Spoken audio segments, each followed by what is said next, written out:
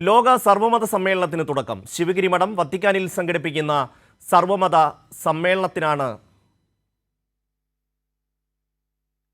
തുടക്കമായത്. ശ്രീനാരായണ ഗുരു ആലുവയിൽ 100 വർഷം മുമ്പ് സംഘടിപ്പിച്ച സർവമത സമ്മേളനത്തിൻ്റെ ശതാബ്ദിയോടനുബന്ധിച്ചാണ് പരിപാടി. സമ്മേളനത്തെ ഫ്രാൻസിസ് മാർപ്പാപ്പ അഭിസംബോധന ചെയ്യും.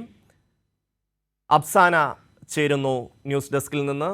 അഫ്സാന, എന്തൊക്കെയാണ് ഈ ലോക സർവമത സമ്മേളനത്തിൻ്റെ വിശദാംശങ്ങൾ? ശിവഗിരി മഠം വത്തിക്കാനിൽ സംഘടിപ്പിക്കുന്ന 3 ദിവസത്തെ സർവമത സമ്മേളനത്തിനാണ് ഇന്ന് തുടക്കമായിരിക്കുന്നത്. ശ്രീനാരായണ ഗുരു ആലുവയിൽ 100 വർഷം മുമ്പ് സംഘടിപ്പിച്ച സർവമത സമ്മേളനത്തിൻ്റെ ശതാബ്ദിയോട് അനുബന്ധിച്ചുള്ള പരിപാടിയുടെ ഭാഗമായിട്ടാണ് ഈ പരിപാടി സംഘടിപ്പിക്കുന്നത്. മതസൗഹാർദ്ദം പ്രചരിപ്പിക്കുക എന്നതാണ് ഈ സമ്മേളനത്തിൻ്റെ മുഖ്യ ലക്ഷ്യം. ശ്രീനാരായണ ഗുരുവിൻ്റെ ഒരു ജാതി ഒരു മതം ഒരു ദൈവം മനുഷ്യനെ എന്ന ആശയത്തിനെ പ്രാവർത്തികമാക്കാനാണ് ഈ സമ്മേളനം സംഘടിപ്പിക്കുന്നത്.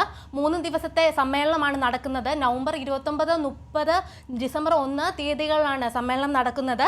ഇന്ന് ഫ്രാൻസിസ് മാർപ്പാപ്പയാണ് സമ്മേളനത്തിനെ അഭിസംബോധന ചെയ്യുന്നത്.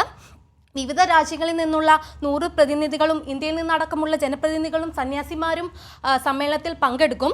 ഗുരുദേവൻ രചിച്ച ദൈവദശകം പ്രാർത്ഥന ഇറ്റാലിയൻ ഭാഷയിൽ ആലാപനം ചെയ്താണ് സമ്മേളനം ആരംഭിക്കുക. ശിവഗിരി മഠം പ്രസിഡന്റ് സ്വാമി സച്ചിദാനന്ദയുടെ അധ്യക്ഷതയിൽ കർദിനാൾ മിഖേൽ ആംഗൽ ആയിസോ കിസാട്ടയാണ് ഉദ്ഘാടനം ചെയ്യുന്നത്. അതുപോലെ തന്നെ MLA-മാരായ ചാണ്ടി ഉമ്മൻ, സജി ജോസഫ്, DJ സനീഷ് കുമാർ, PV ശ്രീനിജൻ എന്നിവരും സമ്മേളനത്തിൻ്റെ ഭാഗമാകുമെന്നാണ് അറിയാൻ കഴിയുന്നത്. ഷമി, ശിവഗിരി മഠം വത്തിക്കാനിൽ സംഘടിപ്പിക്കുന്ന സർവമത സമ്മേളനത്തിന് തുടക്കമായി. അഫ്സാനയാണ് വിവരങ്ങൾ നൽകിയത്.